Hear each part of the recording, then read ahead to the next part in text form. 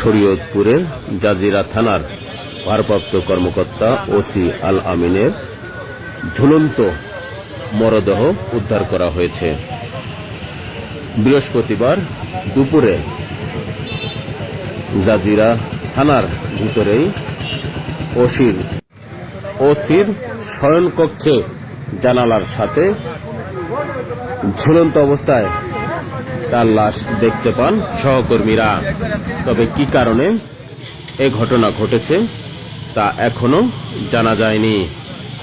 এ তথ্য নিশ্চিত করেন শরীয়তপুর জেলা পুলিশ সুপার নজরুল ইসলাম।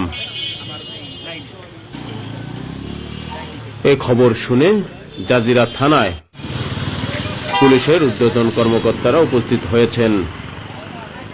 থানার চারিদিকে শত শত মানুষ খবর পেয়ে এসে উপস্থিত হয়েছেন। এরকমটাই ধারণা করছি, কিন্তু চূড়ান্ত সিদ্ধান্ত আমাদের আসলে পোস্টমর্টমের পরে আমরা নিশ্চিত হতে পারবো। কিন্তু কারণটা কি? আপনি কি অবস্থায় মরদেহটি দেখলেন? আমরা ওই যে ঝুলন্ত অবস্থায় আছে এখনো, তার গলায় কি রশি দেওয়া? হ্যাঁ,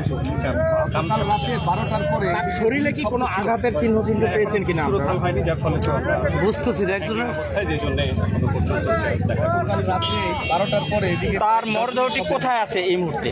যেখানে ঝুলানো ছিল জানালার সাথে যে জায়গায়, এখানে ঝুলানো হয়েছে।